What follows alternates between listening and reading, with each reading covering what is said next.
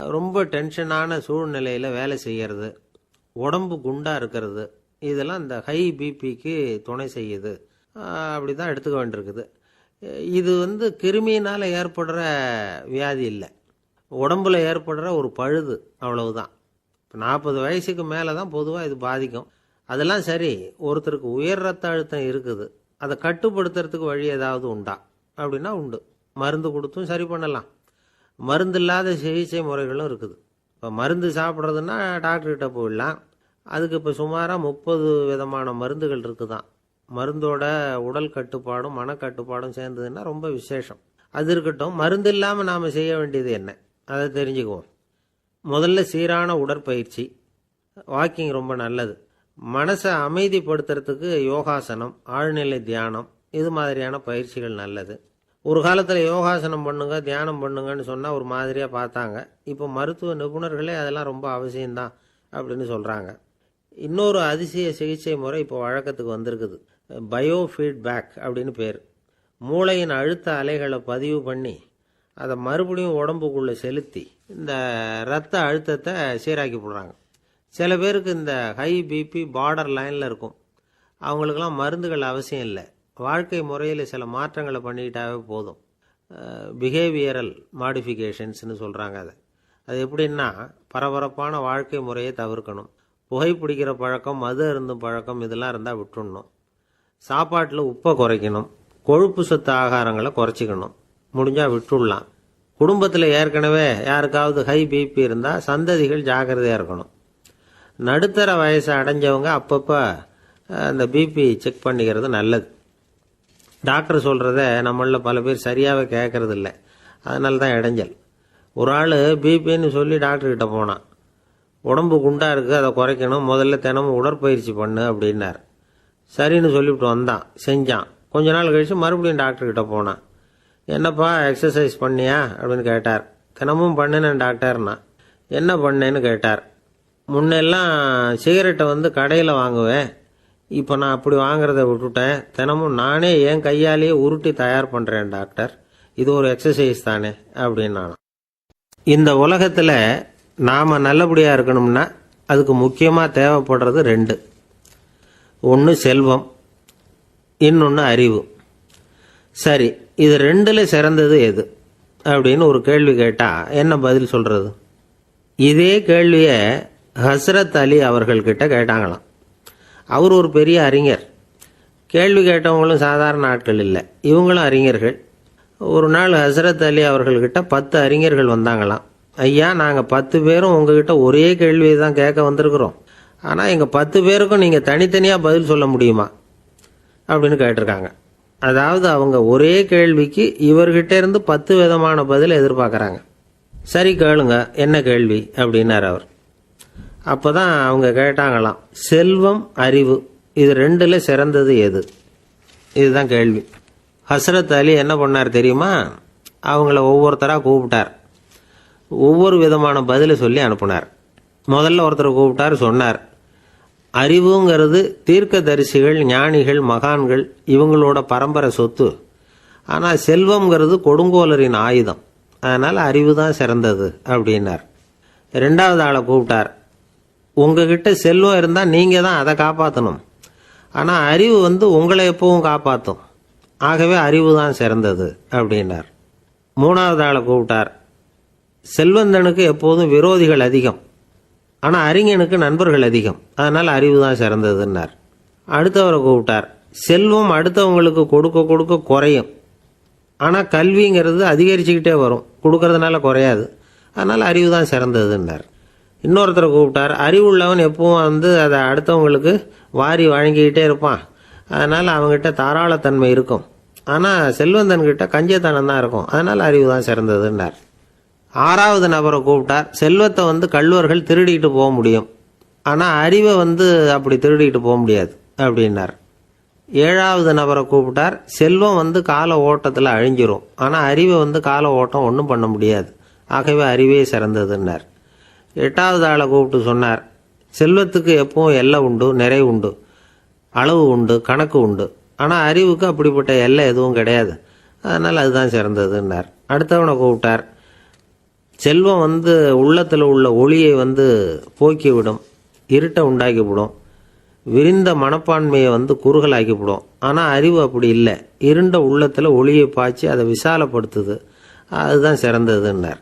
கடைசியாக 10வது நபரை கூப்பிட்டார். செல்வம் வந்து மனசில் செருக்கை உண்டாக்குது, ஆணவத்தை ஏற்படுத்துது, அதனால் நானே கடவுள்னு நினைக்கிற அளவுக்கு மனுஷனை வந்து தாழ்த்தி விடுது. ஆனால் அறிவு வந்து பணிவையும் பண்பாட்டையும் வளர்க்குது, அதனால் அறிவு தான் சிறந்ததுன்னார்.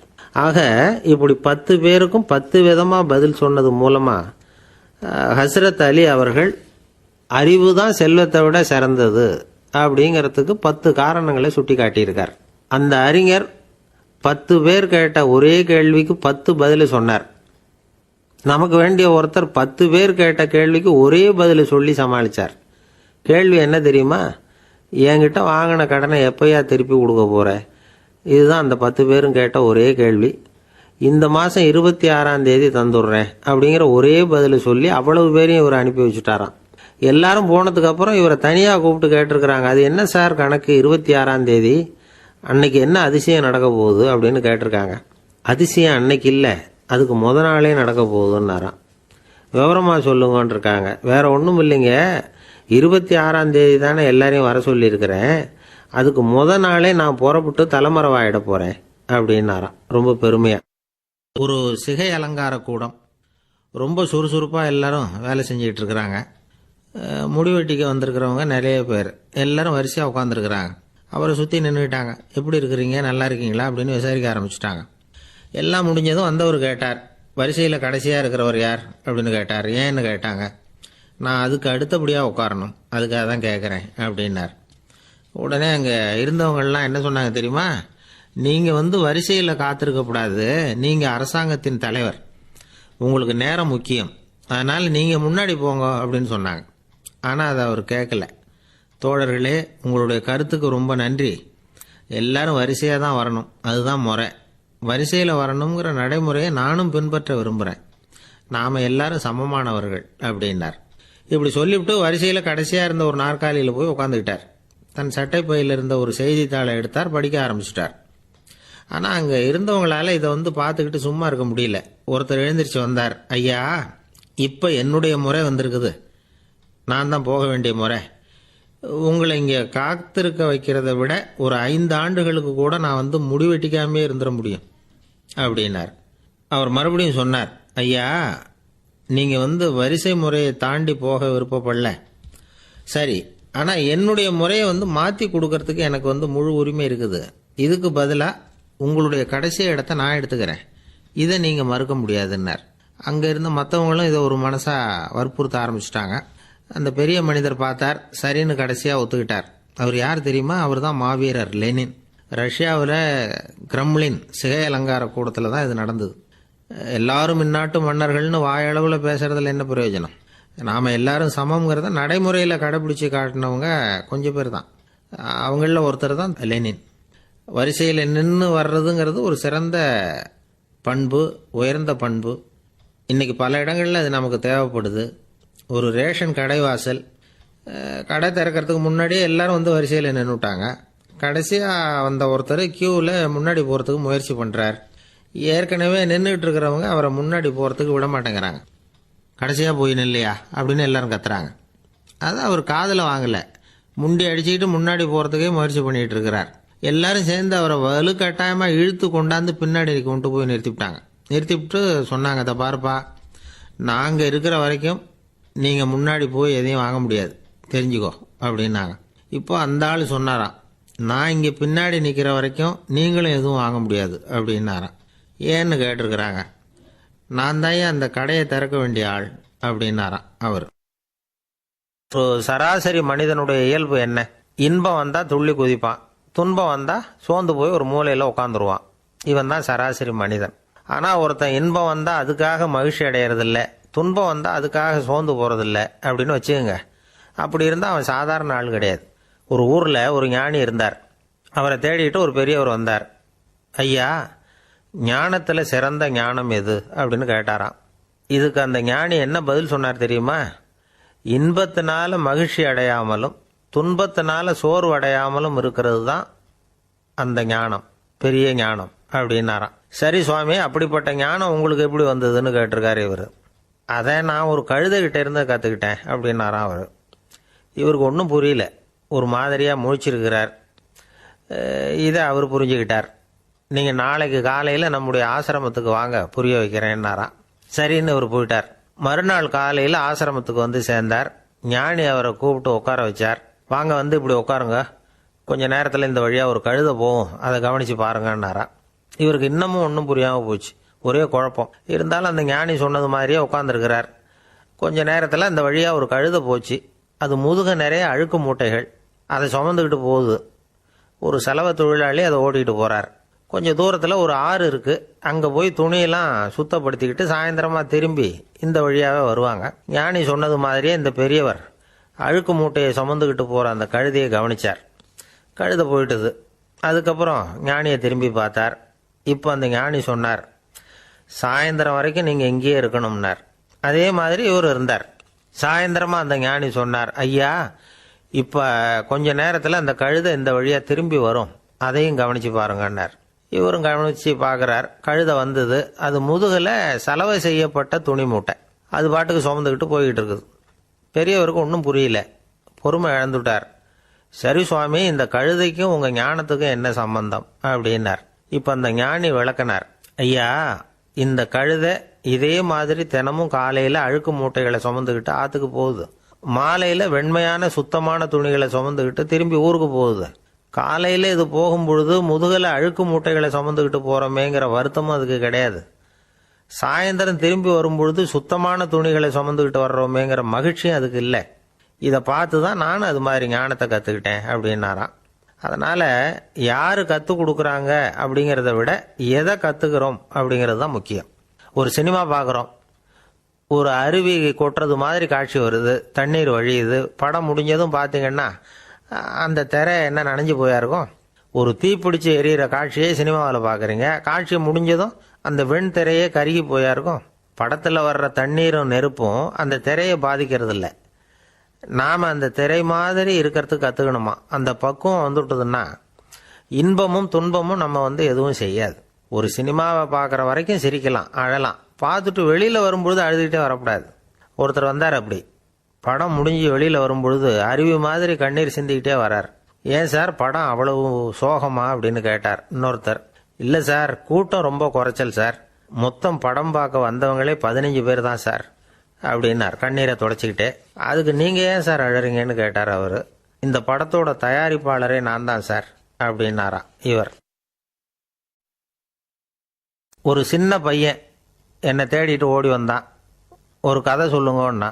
சொந்தமாக எதுவும் தெரியாதே என்ன. உங்களுக்கு சொந்தமாக எதுவும் தெரியாதுன்னு எனக்கும் தெரியும் அப்படின்னா. இந்த பையன் அடிக்கடி என்கிட்ட கதை கேட்குறவன், அதனால் என்னோட ரகசியம்லாம் அவனுக்கு அத்துப்படி. அதனால தான் அவ்வளவு தெளிவாக அடித்து விட்றான். சரி, இப்போ என்ன செய்யலாம்னு. பழைய கதை ஏதாவது ஒன்று சொல்லுங்களேன்னா. உனக்கு கிருஷ்ணதேவராயரை தெரியுமான்னு. அவர்கிட்ட நேரில் பழக்கம் இல்லை, ஆனால் அவரை பற்றி புஸ்தகத்தில் படிச்சிருக்கேன்னா. சரி, இவங்கிட்ட மேற்கொண்டு பேச்சு கொடுத்தா நம்மளை ஒரு மாதிரி ஆக்கி விடுவான் அப்படிங்கிறத யூகம் பண்ணிக்கிட்டு அவனை உட்கார வச்சு கடைசி வரைக்கும் குறுக்க பேசக்கூடாது அப்படின்னு ஒரு கண்டிஷனையும் போட்டுட்டு அந்த கதையை சொன்னேன். ஒரு சமயம் கிருஷ்ணதேவராயர் சமஸ்தானத்துக்கு ஒரு பெரிய வித்வான் சேர்ந்தாராம். என்னோட போட்டி போடுறதுக்கு இந்த ஊரில் யாராவது இருக்கீங்களா அப்படின்னு சவால் விட்டாராம். அந்த ஊரில் இருந்த பெரிய பெரிய வித்வான்லாம் இது ஏதுனா வம்பா போச்சுன்னு நினைக்க ஆரம்பிச்சிட்டாங்க. யாரும் அந்த ஆளோட போட்டி போடுறதுக்கு தயாராக இல்லை. எல்லாரும் நடுங்கிக்கிட்டு இருக்கிறாங்க. அந்த நேரத்தில் ஒருத்தன் மட்டும் தைரியமாக முன்னுக்கு வந்தான். அது யாருன்னா தெனாலிராமன். அந்த சமஸ்தானத்தில் விகட கவி அவன். என்ன அனுப்புங்க போட்டிக்கு, நான் ஜெயிச்சு காட்டுறேன்னா. உனக்கு அவ்வளவு தைரியம் இருக்குதா அப்படின்னு கேட்டாங்க. தைரியம் மட்டும்தான் என்கிட்ட இருக்குது, ஆனால் தைரியம் இருந்தால் அதிர்ஷ்டம் தேடிட்டு வருங்கிறது எனக்கு தெரியும் அப்படின்னா. அடுத்த நாள் போட்டி ஆரம்பமாச்சு. அந்த பெரிய வித்வான் நின்னார். தெனாலிராமன் எதிரில் நின்னான். அந்த வித்வான் ஒரு விரலை காட்டினார். தெனாலிராமன் பதிலுக்கு 2 விரலை காட்டினான். வித்வான் 3 விரலை காட்டினார். இவன் உடனே 4 விரலை காட்டினான். உடனே 5 விரலை காட்டினார் அவர். தெனாலிராமன் உடனே தன்னுடைய கை முஷ்டியை காட்டினான், கையை மூடி காட்டினான். அவ்வளோதான். அந்த பெரிய வித்வான் கிருஷ்ணதேவராயர் காலில் விழுந்தார். நான் தோத்துட்டேன், என் தோல்வியை ஒத்துக்கிறேன் அப்படின்னு சொல்லிவிட்டார். கிருஷ்ணதேவராயர் அவரை தனியாக அழைச்சிட்டு போய் என்ன நடந்ததுன்னு விசாரித்தார். அந்த வித்வான் விளக்கம் கொடுத்தார். ஆண்டவன் ஒருவன் தான் உண்டுங்கிறத விளக்கறதுக்காக நான் ஒரு விரலை காட்டினேன். அப்படி இல்லை, சக்தியை சேர்த்தா சக்தி சிவன் 2 பேர் உண்டுன்னு உங்கள் வித்வான் 2 விரலை காட்டினார். மூர்த்திகள் 3 பேருங்கிறதுக்காக நான் 3 விரலை காட்டினேன். வேதங்கள் 4ன்னு சொல்லி ஒரு 4 விரலை காட்டினார். பஞ்சபூதங்கள் 5ன்னு நான் 5 விரலை காட்டினேன். அதையெல்லாம் அடக்கி ஆளணும்னு சொல்லி அவர் கையை மூடி உறுதியாக காட்டினார். அடடா, உங்கள் வித்வானுக்கு எப்பேற்பட்ட அறிவு! அவர் தான் ஜெயிச்சார், நான் தோத்துட்டேன் அப்படின்னார் அவர். அப்படி சொல்லிவிட்டு அவர் போயிட்டார். அதுக்கப்புறம் தெனாலிராமனை கூப்பிட்டு என்னப்பா நடந்தது அப்படின்னு கேட்டாராம். அதுக்கு தெனாலிராமன் விளக்கம் கொடுத்துருக்குறான். அவன் முதல்ல என்னை கொன்னுடுவேன்னு அந்த வித்வான் ஒரு விரலை காட்டினான். உடனே ஒரு 2 கண்ணையும் தோண்டி போடுவேங்கிறதுக்காக நான் 2 விரலை காட்டினேன். உனக்கு நாமம் போட்டுருவேன்னு சொல்லி 3 விரலை காட்டினான். அதை அழிச்சிருவேன்னு 4 விரலை காட்டினேன். உன்னை அரைஞ்சிருவேன்னு அவன் 5 விரலை காட்டினான். நான் உங்களை குத்தி போடுவேன்னு சொல்லி கையை மூடி காட்டினேன் அப்படின்னா. இப்போ பாருங்கள், ஜெயிச்சது யார்? தைரியம் மட்டும் இருந்துட்டா அதிர்ஷ்டம் தானாக தேடி வருங்கிறது எவ்வளவு உண்மையாக போச்சு. அதனால் நாம் எப்பவும் தைரியமாக இருக்கணும்னு சொல்லிவிட்டு என் எதிரில் கதை கேட்டுட்டு உட்காந்துருந்த சின்ன பையனை பார்த்தேன். அவன் என்னை நிமிர்ந்து பார்த்தான். அவன் தன்னோட கை கால் 2ஐயும் ஒரு மாதிரியாக என் முன்னால் தூக்கி 20 விரலை காட்டினான். எனக்கு ஒன்றும் புரியல. இதுக்கு என்னப்பா அர்த்தம்னு கேட்டேன். இதே கதையை இதுக்கு முன்னாடி என்கிட்ட 20 தடவை நீங்கள் சொல்லியிருக்கீங்கன்னு அர்த்தம் அப்படின்னா. இமயமலை அடிவாரத்தில் ஒரு மடம். அங்கே ஒரு சன்னியாசி இருந்தார். அவர்கிட்ட ஒருத்தர் வந்தார். சுவாமி, ஆசையை உதற நினைக்கிறேன், முடியல, ஒட்டிக்கிட்டே வருது அப்படின்னாராம். இப்படி உட்கார, ஒரு கதை சொல்கிறேன் அப்படின்னு சொல்லி அவர் சொல்ல ஆரம்பித்தாராம். அவர் சொன்ன கதை என்னென்னா, ஒரு ஊரில் ஒரு ஆள் இருந்தான். அவன் பேர் குப்புசாமி. அவன்கிட்ட எப்பவும் ஒரு பழைய தொப்பி இருக்கும், விடவே மாட்டான். அதனால் அவனை எல்லாரும் தொப்பி சாமி அப்படின்னு தான் கூப்பிடுறது வழக்கம். ஒரு புது தொப்பி வாங்கிக்கப்படாதாப்பா அப்படின்னு நண்பர்கள்லாம் சொல்லி பார்த்தாங்க. பணத்துக்கு எங்கே போவேன் அப்படின்னு விட்டானான். பணம் வச்சிருக்கான், செலவு பண்ண மனசு வரல, மகா கஞ்சன். பழைய பாட்டில்கள்லாம் வாங்கி விற்றுக்கிட்டு இருந்தான். அப்படி ஒரு தடவை பழைய கண்ணாடி சாமான்களை ஏலத்தில் எடுத்தப்போ அதில் ஒரு அருமையான சென்ட்டு பாட்டில் கிடச்சிது. உடனே ஒரு ஐடியா பண்ணான். அந்த சென்ட்டை சின்ன சின்ன பாட்டில்களில் அடைச்சி ஜன்னல் ஓரமாக அடுக்கி வச்சுட்டான். அதை விற்றா நிறைய பணம் கிடைக்குமே. அதனால் இதுக்கு இடையில் ஒரு நாள் அவன் அப்படியே உட்காந்துருந்தான். அந்த நேரம் நண்பன் வந்தான். ஏண்டா, உன் பழைய தொப்பியை மாற்றப்படாதா? ஊரில் எல்லாரும் கேலி பேசுகிறாங்களே உன்னை தொப்பி சாமின்னு அப்படின்னு சொல்லி கேட்டிருக்கான். இந்த சென்ட்டு பாட்டில் விற்றதும் பணம் வரும், அதுக்கப்புறம் பார்க்கலாம் அப்படின்னு நானா இவன். சரி வா, நீச்சல் குளத்துக்கு போயிட்டு வருவோம் அப்படின்னு கூப்பிட்ருக்கான் நண்பன். 2 பேரும் போனாங்க. அதே நேரம் அந்த ஊர் நீதிபதியும் அங்கே குளிக்க வந்தாராம். அவர்கிட்ட இருந்தது விலை வசந்த ஒரு புது தொப்பி. அதை அங்கே இருந்த ஸ்டாண்டில் மாட்டிவிட்டு குளிக்க போனார். இதுக்கிடையில் குப்புசாமி குளிச்சுட்டு வந்தான். அவனுடைய பழைய தொப்பியை காணலை. அந்த புது தொப்பியை பார்த்தா இது நண்பனுடைய வேலை தான் அப்படிங்கிறதாக புரிஞ்சுக்கிட்டு அதை எடுத்து மாட்டிகிட்டு வந்துட்டான். நீதிபதி குளிச்சுட்டு வந்து பார்க்குறாரு, தொப்பியை காணும். போலீஸில் புகார் கொடுத்தார். அவங்க தேடினாங்க. ஒரு மூலையில் பழைய தொப்பி கிடச்சிது. அடடா, இது நம்ம குப்புசாமியோட தொப்பி இல்லையா அப்படின்னு நானா ஒருத்தன். உடனே அவன் வீட்டுக்கு தேடிட்டு போயிருக்காங்க. அங்கே போய் பார்த்தா புது தொப்பி அங்கே இருக்குது. உடனே அவனுக்கு 1000 ரூபாய் அபராதம் போட்டாங்களாம். அவன் பணத்தை கட்டிவிட்டு ரொம்ப எரிச்சலோடு வீட்டுக்கு வந்தான். பழைய தொப்பி கண்ணில் பட்டுது. மறுபடியும், உன்னால தானே எனக்கு 1000 ரூபா நஷ்டம் அப்படின்னு சொல்லி அதை எடுத்துக்கிட்டு அப்படி போயிருக்கான். அந்த ஊர் குளத்தில் வீசி எரிஞ்சிட்டு வந்துட்டான். அது மீன் பிடிக்கிற ஒருத்தன் கையில் சிக்கிச்சு. அவன் வர்ற வழியில் அதை எடுத்து வேகமாக வீசி எறிஞ்சான். அது நேராக குப்புசாமி வீட்டு ஜன்னல் வழியாக உள்ளே இந்த சென்ட்டு பாட்டில்கள் மேலே விழுந்து எல்லாம் உடஞ்சி நொறுங்கி போச்சு. குப்புசாமி பார்த்தான். தோட்டத்தில் ஆழமாக ஒரு குழியை வெட்டினான். அந்த தொப்பியை போட்டான், மூடிவிட்டான். இதை அடுத்த வீட்டுக்காரன் பார்த்தான். ஏதோ புதையல் தான் வச்சுருக்கான் போல இருக்குன்னு நினச்சான். போலீஸில் போய் புகார் கொடுத்துட்டான். மறுபடியும் போலீஸ் குழியை தோண்டினாங்க. பழைய தொப்பி மறுபடியும் வெளியில் வந்தது. எல்லாரும் சிரிக்கிறாங்க. அன்னைக்கு ராத்திரியே அந்த தொப்பியை எடுத்துக்கிட்டு நேராக புறப்பட்டான். ஒரு கல்லில் அதை சேர்த்து கட்டி குடிநீர் தொட்டி இருக்கும்ல, அதில் போட்டுட்டு வந்துட்டான். இனிமேல் என்ன பண்ணும் பார்ப்போன்னு. ஒரு நாள் திடீர்னு குழாயெல்லாம் அடைப்பட்டு போச்சு. மாநகராட்சி அலுவலர்கள் என்னன்னு பார்த்தா அந்த பழைய தொப்பி குழாயை அடைச்சிக்கிட்டு இருக்குது. இது குப்புசாமியோட தொப்பிங்கிறது தான் எல்லாருக்கும் தெரியுமே. உடனே குடிநீரை பாழாக்கணத்துக்காக குப்புசாமிக்கு கோர்ட்டு 2500 ரூபாய் அபராதம் போட்டுவிட்டுது. அதையும் கட்டிவிட்டு வெளில வந்தான். கடைசியாக முடிவு பண்ணான். ஒரு நெருப்பு குச்சியை கிழிச்சான். தொப்பியை கொளுத்தினான். எரிஞ்சுது. எடுத்து வெளில எரிஞ்சான். கொஞ்ச நேரத்தில் தீ அணைப்பு படம் வந்துட்டுது. ஆமாம், இவன் எடுத்து எறிஞ்சது வெளியில் விழுந்து வீட்டு கூரையே பற்றிக்கிட்டு எரிய ஆரம்பிச்சுட்டுது. அவனோட பணத்தாசையும் அதோட சேர்ந்து எரிஞ்சு போச்சான். இப்படி ஒரு கதை. இந்த கதையை சொல்லி முடித்தார் அந்த இமயமலை அடிவாரத்தில் இருந்த சன்னியாசி. இப்போ அந்த குப்புசாமி எங்கே இருக்கிறான்னு கேட்டார் எதிரில் இருந்தவர். இதோ உன் எதிரிலே இருக்கிறான், நான் தான் அந்த குப்புசாமி அப்படின்னாரான் அந்த சன்னியாசி. அந்த குப்புசாமி கிட்ட இருந்தது மாதிரி ஒரு பழைய தொப்பி நம்ம ஒவ்வொருத்தர்கிட்டையும் உண்டு. அதை எப்படி தொலைக்கிறதுன்னு தெரியாமல் தடுமாறிக்கிட்டு இருக்கிறோம். அது என்ன தொப்பிங்கிறீங்களா? அதுதான் நம்மை சூழ்ந்திருக்கிற மாயை அப்படிங்கிறார் சுவாமி சின்மயானந்தர். மெய்ஞானம் கிடைக்கிறப்போ மாயை எரிஞ்சு போகும் அப்படிங்கிறது அவருடைய கருத்து. நம்மால் ஒருத்தர் வேகமாக ஓடி வந்தார். காலில் மாட்டியிருந்த பழைய செருப்பு ரெண்டையும் ஆவேசமாக தூக்கி ஒரு கிணத்துல போட்டுட்டு வெறுங்காலோடு நடந்து வந்துக்கிட்டு இருக்கிறார். ஏன் அப்படி பண்ணீங்க அப்படின்னு கேட்டோம். அந்த செருப்புக்கு சொந்தக்காரன் பின்னாடி வந்துக்கிட்டு இருக்கிறான், அதனால் அப்படி பண்ணேன் அப்படிங்கிறார் இவர். ஒரு ஊரில் ஒரு துறவி இருந்தார், புத்த சமய துறவி. அந்த ஊர் மன்னன் அவரை பற்றி கேள்விப்பட்டிருக்கான். ஒரு நாள் புறப்பட்டு போனான், துறவியின் பாதங்களை தொட்டு வணங்கினான். அதுக்கப்புறம் சொன்னான், ஐயா, நான் உங்களை அரண்மனைக்கு அழைச்சிட்டு போகிறதுக்காக வந்திருக்கிறேன். இனிமேல் நீங்கள் இங்கே எதுக்கு இருக்கணும் அப்படின்னானா. அவன் மனசுக்குள்ளே என்ன நினைப்புன்னா, இவர் எங்கே வரப்போகிறாரு, நான் ரொம்ப எளிமையானவன், எனக்கு எதுக்கு அரண்மனை வாசம்னு சொல்லிவிடுவார் அப்படின்னு நினச்சிருக்கான். ஆனால் அந்த துறவி என்ன பண்ணார் தெரியுமா? அப்படியா, சரி போகலாம், வா, போய் உன் ரதத்தை கொண்டுட்டு வா, அரண்மனைக்கு போகும்பொழுது அதுக்கு தகுந்த மாதிரி ஆடம்பரமாக போகணும் அப்படின்னு விட்டாரான். துறவி இப்படி சொன்னதும் அந்த மன்னனுக்கு மனசுக்குள்ளே சந்தேகம் வந்துட்டுது. இவர் உண்மையிலேயே துறவி தானா, ஏமாத்து பேர் வழி மாதிரி தெரியுதே அப்படின்னு நினச்சிருக்கான். இருந்தாலும் இனிமேல் என்ன பண்ணுறது, சொல்லியாச்சு. ரதத்தை கொண்டுகிட்டு வந்தான். துறவி ஏறி உட்காந்தார். பக்கத்தில் ராஜா. அவர் ரொம்ப உற்சாகமாக வரார், இவன் ரொம்ப சோர்ந்து போய் வரான். துறவி மரத்தடியிலேயே வாழ்ந்து பழக்கப்பட்டவர், அரண்மனையில் எளிமையாக ஒரு இடத்துல உட்காந்துக்குவார் அப்படின்னு நினச்சான். ஆனால் அப்படி இல்லை. அரண்மனைக்கு வந்த உடனே அந்த துறவி அதை கொண்டுட்டு வா, இதை கொண்டுட்டு வான்னு சொல்லி உத்தரவு போட ஆரம்பிச்சிட்டார். அரண்மனையில் இருந்தால் அரசனை மாதிரி இருக்கணும் அப்படிங்கிறார். ராத்திரி பூரா சௌகரியமாக தூங்கினார். பகலில் அரண்மனை தோட்டத்தில் உலாவ வேண்டியது, நீச்சல் குளத்தில் குளிக்க வேண்டியது, இப்படியே பொழுது போக்கிட்டு இருக்கிறார். அந்த அரண்மனையில் துறவி மகிழ்ச்சியாக இருக்கிறார்.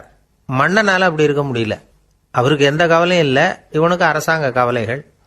துறவி அப்படி இருக்கிறத இவனால் தாங்கிக்க முடியல.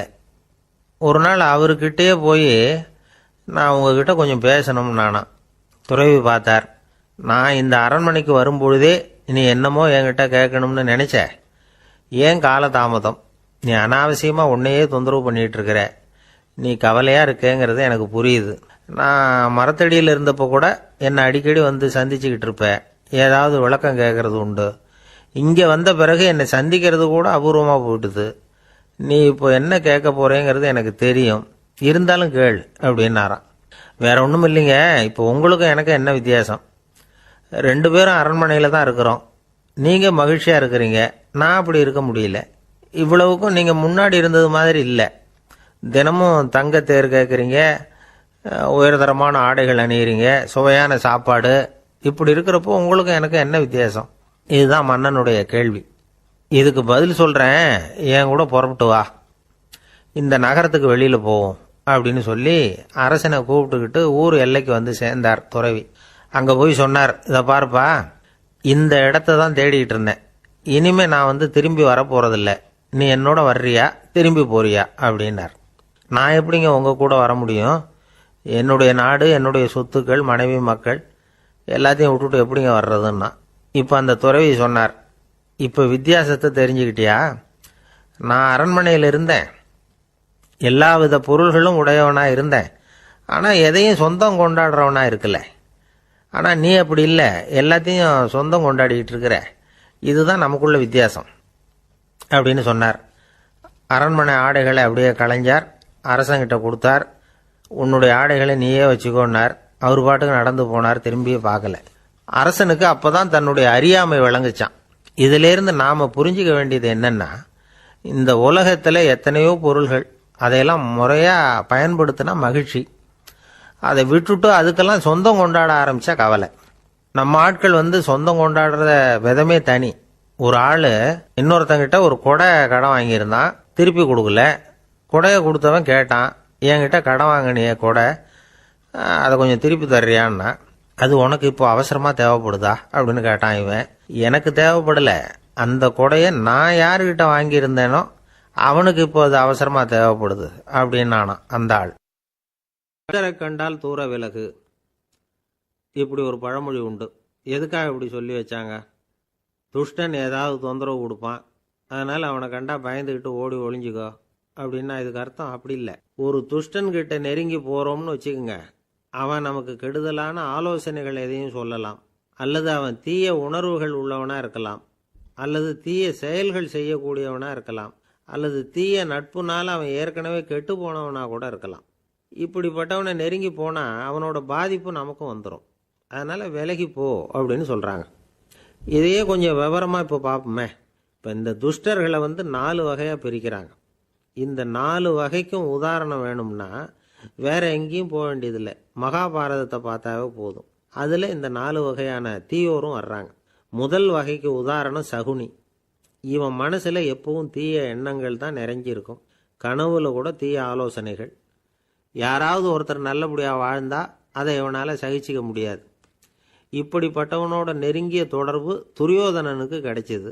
துரியோதனன் எப்படின்னா, அவன் ஏற்கனவே தீய காரியங்கள் செய்யறதுக்கு தயங்காதவன். அப்படிப்பட்டவனுக்கு தீய போதனைகள் செய்யறதுக்கு சகுனி உதவுனான். இந்த 2 பேரோட சகவாசம் இன்னொருத்தனுக்கு கிடைச்சது. அவன் யாருன்னா துச்சாதனன். அவன் தீய நடத்தை உள்ளவன். இந்த 3 பேரும் ஒன்று சேர்ந்தா என்னத்துக்கு ஆகும்? உலகமே கெட்டு போடும்ல. இந்த 3 துஷ்டர்களோட நல்லவன் ஒருத்தன் சேர்ந்தான். அவன் தான் கர்ணன். கர்ணன் இயல்பாகவே உத்தம குணம் உள்ளவன். அவன் நல்லவங்களோட சேராமல் இப்படிப்பட்ட கெட்டவங்க கிட்ட நட்பு வச்சுக்கிட்டான். அதனால் அவனும் தீய செயல்களில் ஈடுபடுறது மாதிரி ஆயிடுது. துரியோதனனுடைய நண்பனா அவனுடைய ஆதரவில் வளர்ந்ததுனால அவனுக்கு துணையாக இருக்க வேண்டியிருக்குது அப்படின்னா. நட்பு உரிமையினால் உதவி புரிய வேண்டியது சரிதான், அது தப்புன்னு சொல்ல முடியாது. இருந்தாலும் தீய செயல்களுக்கு உதவி செய்கிறது சரியில்லை. புத்தி பலம் புஜ பலம் எல்லாம் இருந்தால் கூட தெய்வ பலம் இல்லைன்னா ஜெயிக்க முடியாது. கர்ணன் மகா வீரன். இருந்தாலும் கடைசியில் அவன் கதி என்னாச்சு? அவங்ககிட்ட எல்லா நல்ல குணங்களும் இருந்தது, இருந்தாலும் ஏன் இப்படி ஆச்சு? தீயவர்களுடைய சேர்க்கை தான் காரணம். அவங்களோட சேர்ந்ததுனால இவனையும் அப்படியே நினைக்க ஆரம்பிச்சிட்டாங்கல்ல. 4 வகை துஷ்டர்களில் இவனும் ஒரு வகை அப்படின்னு சொல்ல ஆரம்பிச்சிட்டாங்க. அதாவது தீய ஆலோசனைக்கு சகுனி, தீய உணர்வுகளுக்கு துரியோதனன், தீய செய்கைக்கு துச்சாதனன், தீய நட்புக்கு கர்ணன். இப்படி உதாரணமாயிட்டான். அதனால தான் துஷ்டரை கண்டால் தூர விலகு அப்படின்னு சொன்னாங்க. அது புராண காலம். இப்பெல்லாம் நிலைமை கொஞ்சம் வேற விதமாக இருக்குது.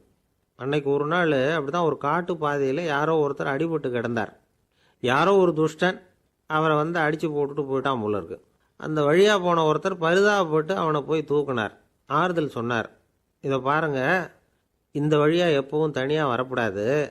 ஏன்னா இங்கே ஒரு ரவுடி இருந்துக்கிட்டு வர்றவங்க போகிறவங்களெல்லாம் வழிப்பறி பண்ணிகிட்டு இருக்கிறதா கேள்விப்பட்டிருக்கிறேன் அப்படின்னாராம். இனிமேல் அப்படி கேள்விப்பட மாட்டீங்க அப்படின்னு அந்த ஆள். ஏன்னு கேட்டிருக்காரு இவர். அவன் சொல்லியிருக்கான், நான் தான் சார் அந்த ரவுடி, இந்த வழியாக போனவங்க கிட்ட தகராறு பண்ணேன், அவங்க தான் என்னை இப்படி அடித்து போட்டு என்கிட்ட இருந்த பணத்தையெல்லாம் பிடுங்கிட்டு போட்டாங்க சார், காலம் ரொம்ப கெட்டு போச்சு அப்படின்னு ரொம்ப பரிதாபமாக. ஒரு நண்பர் வந்தார், ரொம்பவும் இறுக்கமாக உடை அணிஞ்சிருந்தார். அதாவது ஆடைக்குள்ளே அவர் மாட்டிக்கிட்டு இருந்தது மாதிரி தெரிஞ்சது. ஏன் துணி குறைச்சலாக எடுத்துட்டிங்களா அப்படின்னு கேட்டோம். இல்லைங்க, எனக்கு எப்போவுமே இறுக்கமாக உடை அணிகிறது தான் பிடிக்கும் அப்படின்னார். ஒருத்தர் எப்படி உடை அணிகிறார் அப்படிங்கிறத வச்சே அந்த ஆள் எப்படிப்பட்டவர் அப்படிங்கிறத கண்டுபிடிச்சிடலாம். உடை அணிகிற விதம் ஒருத்தருடைய மனநிலையை வெளிப்படுத்துதான். இப்போ இறுக்கமான உடை அணிகிறவங்க பொதுவாக மன நிம்மதி இல்லாதவங்களாக இருப்பாங்களாம், கோபக்காரங்களாக இருப்பாங்களாம். ரொம்ப தொலைதொலைப்பாக ஆடை அணிகிறவங்க இருக்கிறாங்கல்ல, அவங்கெல்லாம் அமைதியான ஆளாக இருப்பாங்களாம், சாந்தமாக இருப்பாங்களாம். இவங்கெல்லாம் போராடுறதுக்கு சரியாக வரமாட்டாங்களாம். இப்படி ஒரு கணிப்பு இருக்குது. அதனால தான் போர் வீரர்களுக்கெல்லாம் இறுக்கமான உடையை தான் கொடுக்கறது வழக்கம். ஆனால் சன்னியாசிகளை பாருங்கள், அவங்களுக்கெல்லாம் ரொம்ப தொலை உடைகள் தான். அவங்கெல்லாம் டைட் பேண்ட் போட்டுக்கிட்டு நிற்க மாட்டாங்க சன்னியாசிகள்லாம். அதே மாதிரி சன்னியாசிகள்லாம் காவி உடையை தேர்ந்தெடுக்கிறதுக்கும் காரணம் உண்டு. பல ஆண்டுகள் சோதனை செஞ்சு பார்த்துட்டு தான் சன்னியாசத்துக்கு காவி தான் சரி அப்படின்னு முடிவு பண்ணியிருக்கிறாங்க. இப்போ பௌதீக விஞ்ஞானப்படியும் அதுதான் சரி. அதாவது சூரிய ஒளியில் 7 வண்ணங்கள் உண்டு. ஒரு பொருள் மேலே அது விழும் பொழுது அந்த பொருள் நமக்கு சிவப்பாக தெரிஞ்சதுன்னா அந்த பொருள் வந்து சிவப்பை தவிர மற்ற எல்லா நிற கதிர்களையும் உள்வாங்கிக்கிட்டு சிவப்பு நிறத்தை மட்டும் வெளியில் விடுது. அதாவது விலக்கி விடுது. அதனால தான் அந்த பொருள் வந்து சிவப்பாக தெரியுது. உடல் ஆரோக்கியத்துக்கு ஓரளவு சிவப்பு தேவைப்படுது. அதனால தான் காவி உடை அணிஞ்சால் சூரிய ஒளி ஓரளவு சிவப்பை விலக்கிவிடும். அதாவது சிவப்பின் பலனும் கிடைக்கும், இந்த சிவப்பின் கெடுதலும் இல்லை அப்படின்னு யோசனை பண்ணாங்க. காவி வந்து உதய வேளையின் நிறம். கீழ் வானத்தில் கதிர் உதிக்கிற வேளையில் முதல் ஒளி தோன்றுகிற நேரத்தில் காவி நிறம் தான் கசியும். தியானம் செய்கிறப்போ முதல்ல காணக்கூடிய ஒளி காவி நிறம்தான். தியானத்தின் உச்ச நிலையின் நிறம் நீலம். தியானம் வந்து காவி நிறத்தில் ஆரம்பமாகி நீல நிறத்தில் நிறைவடைகிறது அப்படிங்கிறார் ஓஷோ. நீலம் வந்து தியான சிகரம், காவி வந்து தியான ஆரம்ப குறியீடு, ஒரு சன்னியாசியின் ஆரம்ப தரிசனம் அப்படிங்கிறார் அவர். ஒருத்தர் நாள் பூரா காவி உடைய அணிஞ்சிருந்தா அந்த நிறம் வந்து அவருக்கு வந்து தியானத்தை பற்றிய நினைவை வந்து ஊட்டிக்கிட்டே இருக்கும். இப்படியே வந்து ஆடைக்கும் தியானத்துக்கும் இடையில் ஒரு தொடர் ஏற்படுது. ஒரு துறவியின் உள்ளார்ந்த பண்பாக அது மாறுது. கடை வீதியில் ஒரு பொருள் வாங்க போகிறோம், அது மறந்துடக்கூடாதுங்கிறதுக்காக ஞாபகம் முடிச்சு போட்டுக்கிறோம். அந்த முடிச்சுக்கும் பொருளுக்கும் தொடர்பு இல்லை. ஆனால் கடை வீதிக்கு போன உடனே அந்த முடிச்சு வந்து அந்த பொருளை ஞாபகப்படுத்துது. அதாவது அந்த முடிச்சு வந்து ஒரு தொடர்பு அம்சமாக அமையுது. அது மாதிரி தான் காவி உடையும். ஒரு துறவி வந்து நடக்கும் பொழுது, சாப்பிடும் பொழுது, குளிக்கும் பொழுது அவருடைய காவி உடை அவருக்கு வந்து ஞாபகப்படுத்திக்கிட்டே இருக்கும். அது ஒரு நிலைப்படுத்தப்பட்ட நினைவாக ஞாபக முடிச்சாக மாறிடுது. காவி ஆடை இல்லைன்னா ஒருத்தரால் துறவியாக முடியாதுன்னு அர்த்தம் இல்லை. அதே நேரத்தில் காவி ஆடையால் ஒன்றும் பிரயோஜனம் இல்லை, அதில் ஒன்றும் அர்த்தம் இல்லை அப்படின்னு சொல்லிட முடியாது. இதுதான் உண்மை. இவ்வளவு தூரம் காவி ஆடையை பற்றி சொல்கிறதுனால எல்லாரும் சன்னியாசியாக போயிடுங்கோ அப்படின்னு நாம் சொல்கிறதாக யாரும் நினச்சிடக்கூடாது.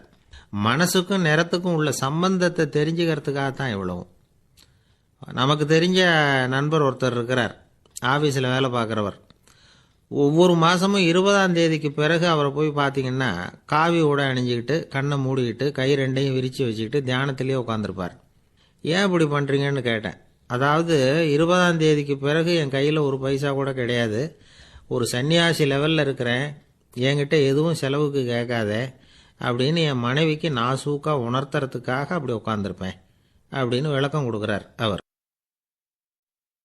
எனக்கு இது மட்டும்தான் சார் தெரியும், இதை தவிர வேற எதுவும் தெரியாது அப்படின்னு சொல்லிக்கிட்டே காலம் தள்ளுறவங்க ரொம்ப பேர். அவங்களெல்லாம் கஷ்டப்பட வேண்டியிருக்கும். ஒருத்தர் தன்னுடைய தொழிலில் ரொம்ப கெட்டிக்காரராக இருக்கலாம், அதுக்காக எப்பவும் அதே ஞாபகத்தில் இருந்துக்கிட்டு உலகியல் அறிவு இல்லாமல் இருந்துடக்கூடாது, அது ஆபத்து. இதுக்காக நம்ம தாத்தா பாட்டிலாம் ஒரு கதை சொல்லுவாங்களே, கேள்விப்பட்டிருக்கீங்களா? ஒரு சமயம் ஒரு 4 பேர் சேர்ந்து வெளியூருக்கு பிரயாணம் போனாங்களாம். அந்த 4 பேர் எப்படி தெரியுமா? ஒருத்தர் வந்து வேதாந்தி, இன்னொருத்தர் சங்கீத வித்வான், 3வது ஆள் வைத்தியர், 4வது ஆள் ஜோசியர். இவங்க 4 பேரும் நண்பர்கள். அதனால் சேர்ந்து புறப்பட்டாங்க. வழியில் ஒரு ஊரில் தங்கினாங்க. இருட்டி போச்சு. அதனால் இன்றைக்கி ராத்திரி இங்கேயே தங்கி இருந்துட்டு நாளைக்கு புறப்படலாம் அப்படின்னு தீர்மானம் பண்ணாங்க. சாப்பாட்டுக்கு என்ன பண்ணுறது? அங்கேயே கடத்தெருவுக்கு போய் சாமான்லாம் வாங்கியாந்து சமைச்சு சாப்பிட்லாம்னு முடிவு பண்ணாங்க. 4 பேர் இருக்கிறதுனால ஆளுக்கு ஒரு காரியமாக செய்யலாம் அப்படின்னு வேலையை பிரிச்சுக்கிட்டாங்க. வைத்தியர் வந்து கரிகாய் வாங்க போனார், வேதாந்தி வந்து எண்ணெய் வாங்க போனார், ஜோசியர் வந்து பலசரக்கு வாங்க போனார், சங்கீத வித்வானுக்கு சமைக்கிற வேலை. எல்லாம் சரி, ஆனால் நடந்தது என்ன தெரியுமா? கடைத்தெருவுக்கு காய்கறி வாங்க போனார்ல வைத்தியர், அங்கே போய் மார்க்கெட்டில் பார்த்தார், ஒவ்வொரு கறிகாயாக எடுத்து பார்த்தார். இது பித்தம், உடம்புக்கு ஒத்துக்காது, இது வாயு, உடம்புக்கு ஒத்துக்காது அப்படின்னு ஒவ்வொன்றா தள்ளினார். கடைசியில் ஒன்றுமே தேரல, வெறுங்கையோடு திரும்பி வந்துக்கிட்டு இருக்கிறார். எண்ணெய் வாங்க போனார் வேதாந்தி, அவர் ஒரு தொன்னையில் எண்ணெயை வாங்கினார். பேசாமல் அதை எடுத்துகிட்டு வர வேண்டியது தானே, முடியல. அவருடைய வேதாந்த மூளை சிந்திக்க ஆரம்பிச்சுட்டுது. இந்த தொன்னைக்கு எண்ணெய் ஆதாரமா அல்லது எண்ணெய்க்கு தொன்னை ஆதாரமா அப்படிங்கிற ஆராய்ச்சியில் இறங்கினார். என்னாச்சு தெரியுமா? அப்படி கவுத்து பார்த்தார். வாங்கின எண்ணெய் பூராவையும் வழியில் கொட்டிவிட்டு வெறும் தொன்னையோடு வந்து சேர்ந்தார். பலசரக்கு வாங்க போனார் ஜோசியர், அவர் ஒரு வழியில் பார்த்தாரு. வழியில் வந்தவங்களெல்லாம் அங்கங்கே ஒரு மரத்தடியில் உட்கார வச்சு அவங்களுக்கெல்லாம் ஆர்வம் சொல்ல ஆரம்பிச்சிட்டார். அப்படி ஒவ்வொருத்தராக சொல்லி முடிச்சுட்டு கடத்தருக்கு போய் சேர்ந்தார். இவர் அங்கே போய் சேர்றதுக்குள்ளே ரொம்ப நேரம் ஆகிட்டுது. கடையெல்லாம் பூட்டிவிட்டு போயிட்டாங்க. என்ன செய்கிறது? அவரும் வெறுங்கையோட திரும்பி வந்து சேர்ந்தார். சரி, இவங்க கதை தான் இப்படி ஆச்சு. அங்கே சமைக்கிறதுக்காக உட்காந்துருந்தார் சங்கீத வித்வான். அவர் கதை என்னாச்சு தெரியுமா? அங்கே அவர் அடுப்பை பற்ற வச்சு ஒலையை கொதிக்க வச்சார். அதாவது ஒரு பானையில் தண்ணியை ஊற்றி அடுப்பில் வச்சார். அது கொதிக்க ஆரம்பிச்சுது. தண்ணி கொதிக்கிற சத்தம் இருக்குதுல்ல, அது இவருக்கு தாளம் போடுறது மாதிரி இருந்தது. ஒரே குஷி, பாட ஆரம்பிச்சிட்டார். பாடிக்கிட்டே உற்சாகமாக கையில் இருந்த கரண்டியால் அந்த பானையில் தட்டினார், தாளம் போடுறதா நினச்சிக்கிட்டு. அவ்வளவுதான், பானை பட்டுன்னு உடஞ்சி போச்சு. தலையில் கையை வச்சுக்கிட்டு அவரும் உட்காந்துட்டார். எந்த தொழில் தெரிஞ்சாலும் சரி, அதை புத்திசாலித்தனமாக பயன்படுத்த தெரியலன்னா ஆபத்து தான். அதுக்காக தான் இந்த கதை.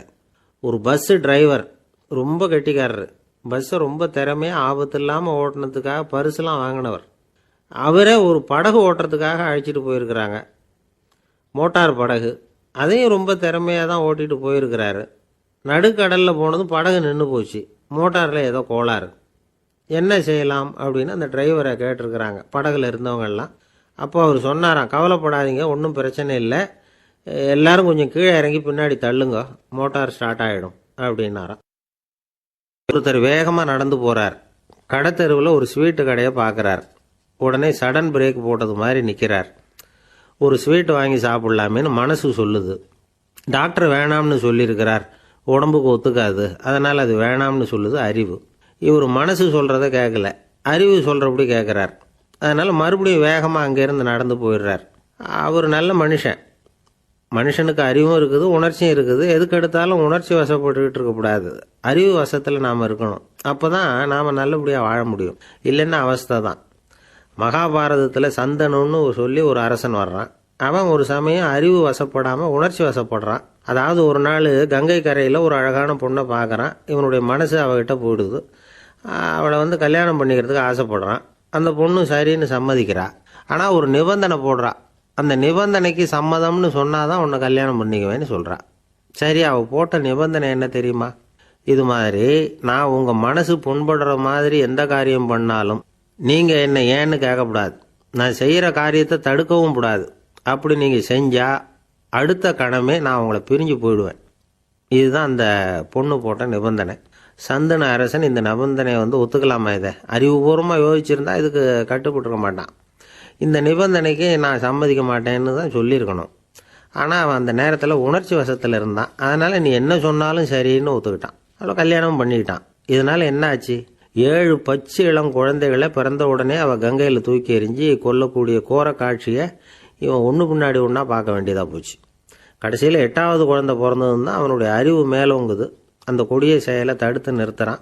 அந்த 8வது குழந்தை தான் பின்னாடி பீஷ்மர் ஆகிறார். ஒரு பக்தி பிரசங்கத்தில் ஒரு பேச்சாளர் இந்த விஷயத்தை சொல்லிவிட்டு இன்னொரு விஷயமும் சொன்னார். அது என்னன்னா, சந்தனு மன்னன் அறிவுக்கும் உணர்ச்சிக்கும் நடுவில் அகப்பட்டு தவிச்சதுனால அவன் வம்சத்தில் வந்த கௌரவர்கள் உணர்ச்சி வசப்பட்டாங்க, பாண்டவர்கள் அறிவு வசப்பட்டாங்க அப்படின்னு சொன்னார். மனுஷனுக்கு உணர்ச்சியை விட அறிவு மேலோங்கி இருக்கணுங்கிறது சரிதான். ஆனால் அந்த அறிவை எப்படி உபயோகப்படுத்துகிறோங்கிறது முக்கியம். ஒருத்தர் சொன்னார், சார், இன்னைக்கு கோயம்புத்தூரில் ஒரு கல்யாணம், அதுக்கு நான் போக முடியலேன்னு நினைக்கும் பொழுது மனசுக்கு ரொம்ப வருத்தமாக இருக்குது சார் அப்படின்னார். ரொம்ப உணர்ச்சி வசப்பட்டார். அதுக்காக கவலைப்படாதீங்க சார், ஒரு வாழ்த்து தந்தி கொடுத்துருங்களேன் அப்படின்னார் இன்னொருத்தர். அது எப்படி சார் முடியும்னார் அவர். நான் தானே சார் கல்யாண மாப்பிள்ளை அப்படிங்கிறார் அந்த ஆள். துருக்மேனியாவில் அஷ்காபாத் அப்படின்னு ஒரு நகரத்தில் ஒரு புவியியல் விஞ்ஞானி இருந்தார். அவர் ஒரு நாய்க்குட்டி வளர்த்தார். ஒரு நாள் முன்னிரவு நேரம் ஒரு மேஜைக்கு முன்னாடி உட்காந்து அந்த விஞ்ஞானி ஏதோ கணக்கு போட்டுக்கிட்டு இருக்கிறார். அவருக்கு ஒரு சின்ன பெண் குழந்தை, அது தொட்டிலில் தூங்கிட்டு இருக்குது. அந்த நாய்க்குட்டியும் ஒரு மூலையில் படுத்து அது பாட்டுக்கு தூங்கிட்டு இருந்தது. ஒரே அமைதி. அந்த நேரத்தில் திடீர்னு அந்த நாய்க்குட்டி துள்ளி எழுந்திரிச்சது. நேராக குழந்தைகிட்ட ஓடிச்சு. அந்த குழந்தைய அது போட்டிருந்த ட்ரெஸ்ஸோடு சேர்த்து கவ்வி தூக்குச்சு. தூக்கிக்கிட்டு வாசல் பக்கம் ஓடிச்சு. நாய்க்குட்டி குழந்தைய கவ்வி தூக்க முடியுமாங்கிற சந்தேகம் உங்களுக்கு இல்லையா? நீங்கள் நம்ம ஊர் நாய்க்குட்டியவே பார்த்து பழக்கப்பட்டிருக்கீங்க, அதனால் நம்புறதுக்கு சிரமமாக இருக்கும். அந்த ஊர்லெலாம் அது ரொம்ப ஸ்ட்ராங்காக இருக்கும், ஒரு ஏதோ கண்ணுக்குட்டி மாதிரி இருக்கும். விஞ்ஞானி அதை பார்த்துட்டார். உடனே அந்த நாய்க்கு வெறி பிடிச்சிட்டுதுன்னு முடிவு பண்ணிவிட்டு தன்னோட கை துப்பாக்கியை எடுத்துக்கிட்டு ஓடி வந்தார். அவர் வெளியில் நாய்க்குட்டி எங்கே அப்படின்னு பார்த்து தேடுறார். அந்த நேரத்தில் அந்த வீடு இடிஞ்சு விழுது. காரணம் பூமி அதிர்ச்சி. இப்படி பூமி அதிர்ச்சி உண்டாக போகுதுங்கிறது அந்த நாய்க்குட்டிக்கு முன்னாடியே தெரிஞ்சு போச்சு. அதுதான் குழந்தைய தூக்கிட்டு வெளியில் ஓடி வந்திருக்குது. அது மூலமாக அந்த குடும்பத்தையே காப்பாற்றி இருக்குது அந்த நாய்க்குட்டி. இந்த சம்பவம் நடக்கிறதுக்கு 3 நாளைக்கு முன்னாடியே சில பிராணிகளுக்கு இப்படி நடக்க போகுதுங்கிறது தெரிஞ்சிருக்குதான். ஆமாம், அந்த நகரத்தில் 3 நாளைக்கு முன்னாடியே பாம்பு, பல்லி இதெல்லாம் அது தங்கியிருந்த வலையை விட்டு வெளியில் ஓடி வந்துட்டுது. அதே மாதிரி அங்கே இருந்த புறாவெல்லாம் பறந்து போயிடுச்சான். இதே மாதிரி யுகோஸ்லோவியாவில் கூட ஒரு நகரம், அங்கே ஒரு நாள் ராத்திரி ஒரு மிருக காட்சி சாலையில் திடீர்னு ஒரு பெரிய கலவரம், கூச்சல், குழப்பம். அங்கே இருந்த கழுதை, புலி, யானை, பறவை எல்லாம் கண்ணாபின்னான்னு கத்த ஆரம்பிச்சுட்டுது. நேர் யானை அதுக்குன்னு போடப்பட்டிருந்த தடுப்பையே தாண்டி குதிச்சு வெளியில் வந்துட்டு தான். மறுநாள் தான் எல்லாருக்கும் விஷயம் புரிஞ்சுது. அடுத்த நாள் காலையில் அங்கே பூமி எதிர்ச்சி உண்டாயிட்டுது. இப்போ பாருங்க, அதாவது மனுஷனை போய் தீர்க்க தரிசி அது இதுன்னு சொல்லிட்டு இருக்கிறோம். இவனை விட அது பரவாயில்லைன்னு தோணுது. அதாவது மிருகங்கள் ஒன்று நடக்க போகுதுங்கிறத முன்னாடியே புரிஞ்சுக்குதே. சரி, இதெல்லாம் எப்படி அது முன்கூட்டி புரிஞ்சுக்குது? அதுதான் படைப்பு ரகசியம். அதை கண்டுபிடிக்கிறதுக்கு தான் மனுஷன் வந்து ஆராய்ச்சி பண்ணிகிட்டு இருக்கிறான். விஞ்ஞானிகளோட ஆராய்ச்சியெல்லாம் ஒரு பக்கம் இருக்கட்டும், வீட்டுக்குள்ளேயே சில ஆராய்ச்சி பண்ணி பாருங்களேன். இப்போ சில யோசனை சொல்லி அதை சோதனை பண்ணி பாருங்க அப்படின்னு ஒருத்தர் சொன்னாராம். அதாவது இப்போ மழை வருமா வராதா அப்படின்னு தெரிஞ்சுக்கணுமா, உடனே ஒரு பூனைக்குட்டி பின்னாடியே மெதுவாக போய் அது என்ன செய்யுதுன்னு கவனித்து பார்க்கணும். பூனைக்குட்டி தன்னோட பாதத்தினால சுகத்தில் வந்து அப்படி கீறிக்கிட்டு இருக்கும். அப்படி கீறினா கண்டிப்பாக மழை வரும். சில சமயம் பூனைக்குட்டி அப்படியே மல்லாந்து படுத்துக்கிட்டு பாதத்தை உயர தூக்கும், அப்படியும் இப்படியும் புரளும். இப்படி செஞ்சதுன்னா அன்னைக்கும் மழை இருக்காது. அதனால் முன்னாடி இருந்தது மழை வர்றதுக்கு அறிகுறி, இது மழை இல்லைங்கிறதுக்கு அறிகுறி. பறவைகள், பிராணிகள் இதுகளோட நடவடிக்கைகளை பார்த்துட்டு அதையெல்லாம் அடிப்படையாக வச்சு தான் காலநிலையை கண்டுபிடிக்கிற கருவிகளை கண்டுபிடிச்சிருக்கிறாங்க. வாத்து இருக்குல்ல, சில சமயம் தன்னோட அழகை தன்னோட இறகுகளில் அப்படியே புதைச்சிக்கும். அப்படி செஞ்சால் குளிர்காலம் வரப்போகுதுன்னு அர்த்தம். பருவநிலை குளிராக மாறப்போகுதுங்கிறதுக்கு இதுதான் அறிகுறி. சிட்டுக்குருவி இருக்குதுல்ல, அதெல்லாம் புழுதியில் உழுந்து புரளும், சிறகுகளை வந்து படபடன்னு அடிச்சுக்கும். அப்படி செஞ்சால் மழை வரப்போகுதுன்னு அர்த்தம். ஒன்று மட்டும் நாம் நல்லா தெரிஞ்சுக்கணும், இயற்கையின் சீற்றம்னு சொல்கிறோம் இல்லையா, இயற்கை ஏன் நம்ம மேலே கோவப்படுது? இயற்கையை நாம் அனுசரித்து போகிறதில்ல, அதனால் கோவப்படுது. காடுகளை அழிக்கப்படாது, விலங்குகளை கொல்லப்படாது, இயற்கை ஏற்படுத்தி வச்சிருக்கிற சமநிலையை கெடுக்கப்படாது. அதை புரிஞ்சுக்கிட்டு வாழ்ந்தோம்னா பூமியும் நடுங்காது, நாமளும் நடுங்க வேண்டிய அவசியம் இருக்காது. ஒருத்தர் இருந்தார், சாராய கடைக்கு போனாராம், நிறைய சாப்பிட்டார். அப்புறம் சொன்னார், இது ரொம்ப அற்புதமான சரக்கு போல இருக்கு. உள்ளே போன உடனே இந்த பூமியே நடுங்கிறது மாதிரி இருக்கு எனக்கு அப்படின்னாராம். இதுக்கு கடைக்காரர் சொல்லியிருக்கார், நீங்கள் சாப்பிட்டது வெறும் பச்சை தண்ணி தாங்க, இப்போ ஏற்பட்டிருக்கிறது நிஜம் பூமி அதிர்ச்சி அப்படின்னாராம். நாட்டில் ஒரு அரசர் இருந்தார். அந்த அரசர்கிட்ட ஒரு அமைச்சர் இருந்தார். அந்த அமைச்சர் பேர் ராயண பாஸ்கர். அவர் ஒரு பெரிய அறிவாளி. அது மட்டும் இல்லை, மிகச்சிறந்த கொடையாளி. யார் வந்து எது கேட்டாலும் இல்லைன்னு சொல்ல மாட்டாராம். அதன் காரணமாகவே அவர்கிட்ட இருந்த செல்வம் நாளுக்கு நாள் குறைஞ்சிக்கிட்டே வந்துட்டு தான். கடைசியில் குடும்பத்துக்குன்னு எதுவும் வைக்காமலே அவர் போய் சேர்ந்துட்டார். மகனும் இறந்துட்டார். அந்த குடும்பத்தில் மிஞ்சி இருந்தது அவருடைய மருமகள், ஒரு பேரன், அவ்வளவுதான். இருந்த ஒரே சொத்து பழுதடைஞ்ச ஒரு வீடு. அந்த அம்மா மற்ற வீடுகளில் வேலை செஞ்சு தன்னுடைய பிள்ளைய படிக்க வச்சுக்கிட்டு வராங்க. அந்த புள்ள ஒரு பெரிய வள்ளலுடைய பேரன்கிறது அந்த பள்ளி வாத்தியார்களுக்கும் தெரியும். அதனால் அவங்களும் இவங்கிட்ட கொஞ்சம் அன்பாகவும் அக்கறையாகவும் பழகி பாடம் சொல்லி கொடுத்துக்கிட்டு இருக்கிறாங்க. ஒரு நாள் ஒரு புகழ்பெற்ற கவிஞர் ஒருத்தர் அந்த பள்ளிக்கூடத்துக்கு வந்திருக்கிறார். ஆசிரியர்கள்கிட்ட பேசிக்கிட்டு இருந்தப்போ ஒரு செய்தியை சொன்னாராம். ராயண பாஸ்கருங்கிற வள்ளல் எனக்கு நிறைய உதவிகள் செஞ்சிருக்கார், என்னை பாராட்டி பரிசுகள்லாம் கொடுத்துருக்கிறார். அந்த வள்ளல் வாழ்ந்த கிராமத்தை பார்க்கணுங்கிறதுக்காக தான் இப்போ இங்கே வந்திருக்கிறேன் அப்படின்னாராம். ஆசிரியர் உடனே இந்த பையனை கூப்பிட்டு, இதை பாருங்கள், இவன் யார் தெரியுமா, நீங்கள் குறிப்பிடுகிற அந்த வள்ளலின் பேரன் அப்படின்னு அறிமுகப்படுத்தினாராம். கவிஞரின் கண்களில் ஆனந்த கண்ணீர். அந்த பரவச நிலையிலேயே அந்த வள்ளலை பற்றி கவி பாட ஆரம்பிச்சுட்டாராம். இந்த சின்ன பையன் அதை கேட்டிருக்கிறான். உடனே என்ன பண்ணான் தெரியுமோ, தன் கையில் அணிஞ்சிருந்த ஒரு பொன் வளையலை கழட்டி அந்த கவிஞருக்கு பரிசாக கொடுத்துட்டானான். எல்லாருக்கும் ஆச்சரியம். தாத்தா இருக்கும் நிலையில் கொடுத்தார், பேரன் இல்லாத நிலையிலையும் கொடுக்குறான். பையனை எல்லாரும் பாராட்டினாங்களாம். இருந்தாலும் அவனுக்குள்ள ஒரு பயம் எதுவாக ஆரம்பமாச்சு. பள்ளிக்கூடம் விட்டு வீட்டுக்கு வரும்பொழுது அந்த பயம் இன்னும் அதிகமாயிட்டுது. அம்மா என்ன சொல்லுவாங்களோ தெரியலையே, ஏதோ திடீர்னு தோணிச்சு வளையலை கழட்டி கொடுக்கணும்னு கொடுத்துட்டோம். குடும்பம் இருக்கிற நிலையில் இப்படி நான் செஞ்சது தப்பா, வீட்டு செலவுக்கே அம்மா எவ்வளவு கஷ்டப்படுறாங்க, வீட்டுக்கு போனதும் என்ன நடக்குமோ தெரியலையே அப்படின்னு நினச்சி பயந்துக்கிட்டே அவன் வீட்டுக்குள்ளே அடி எடுத்து வைக்கிறான். அம்மா கூப்பிட்டு சாப்பாடு போட்டாங்க. அவங்க கண்ணில் படக்கூடாதுங்கிறதுக்காக ஒரு கையை பின்னாடி மறைச்சிக்கிட்டே இருந்தான். அம்மா இதை கவனிச்சிட்டாங்க. ஏய், உன் கையை ஏன் அப்படி வச்சிருக்கிற, உன் கைக்கு என்னாச்சு, ஏதாவது அடிபட்டு போச்சா அப்படின்னு கேட்டுக்கிட்டே கையை எடுத்து பார்க்குறாங்க. வளையல காணலை. வளையல் எங்கே அப்படின்னு கேட்குறாங்க. இவன் தயங்கிக்கிட்டே நடந்ததை சொல்கிறான். அதை கேட்டதும் அந்த அம்மாவோட முகம் கோபத்தால் செவந்து போச்சான். முட்டாளே, என்ன காரியம் பண்ண அப்படின்னு கன்னத்தில் அரைஞ்சிட்டாங்களாம். அம்மா, என்னை அடிக்காத, ஏதோ தெரியாமல் தப்பு பண்ணிட்டேன் அப்படின்ட்டுருக்கான். மகனே, வளையலை கொடுத்ததுக்காக நான் உன்னை அடிக்கலை அப்படிங்க, பின்ன எதுக்கு அடித்தேன்னு கேட்டிருக்கான். உன் பாட்டனார் ஒரு பெரிய வள்ளல், அவர் எதையும் பாதி வேலையாக செய்யறதில்ல, அவருடைய பேரை நீ அரைகுறை வேலை செஞ்சுட்டு வந்திருக்கிற அப்படின்னாங்களாம். என்னம்மா சொல்கிறேன்ருக்கான். நீ ஒரே ஒரு வளையலை மட்டும்தானே கழட்டி கொடுத்துருக்குற, கொடுக்கறதா இருந்தால் ரெண்டையும் சேர்த்துல கொடுத்துருக்கணும், அதுதானே உங்கள் தாத்தாவுக்கு பெருமை அப்படின்னாங்களாம். அம்மா, தெரியாமல் இப்படி செஞ்சுட்டேன், உங்கள்கிட்டையும் அரை வாங்கிட்டேன் அப்படி இப்படின்னு அவன் சொல்லியிருக்கிறான். இப்போ அம்மா கொஞ்சம் இருங்க, அந்த கவிஞர் இன்னைக்கு நம்ம ஊரில் தான் தங்கியிருப்பார், நாளைக்கு காலையில் தான் அவர் எங்கே இருக்காருன்னு விசாரித்து இன்னொரு வளையலையும் கொடுத்துட்றேன் அப்படின்ட்டுருக்கான். மகனே, நல்ல செயல்களையெல்லாம் நாளைக்குன்னு ஒத்தி போடாத, நாளைக்கு என்ன நடக்குங்கிறது யாருக்கு தெரியும், இப்போவே போ, எங்கே இருக்காருன்னு பாரு அப்படின்ட்டுருக்காங்க. மகன் புறப்பட்டான். பள்ளி ஆசிரியர்கிட்ட போய் கேட்டானான் அந்த கவிஞர் எங்கே இருக்காருன்னு. அவர் சொன்னாராம். உடனே போய் அவர் இருக்கிற இடத்துல கதவை தட்டியிருக்கான். ராத்திரி நேரத்தில் இவனை கண்டதும் அவருக்கு ரொம்ப ஆச்சரியம். இவன் இன்னொரு கை வளையலையும் எடுத்து நீட்டியிருக்கான். அவர் திகைச்சு போய் நிற்கிறார். அவரால் என்ன பண்ணுறதுன்னே தெரியல, ஆனந்த கண்ணீர். இது பெரியவர்கள் கூற கேட்ட ஒரு வரலாறு. இன்னைக்கு இப்படிப்பட்டவங்களை பார்க்க முடியுமா? வறுமை வள்ளல் தன்மையை ஒன்று செய்து விடாதுங்கிறதுக்கு இது ஒரு உதாரணம். ஒருத்தன் இன்னொருத்தனை பார்த்து கேட்டானா, எங்கள் தாத்தா உங்கள் தாத்தாவுக்கு 100 ரூபா கடன் கொடுத்துருக்கிறார், அதை எப்போ திருப்பி கொடுக்க போகிறேன்னு. கவலைப்படாத, எங்கள் பேரன் அதை உங்கள் பேரன்ட்ட திருப்பி கொடுத்துருவான் அப்படின்னு அவன்.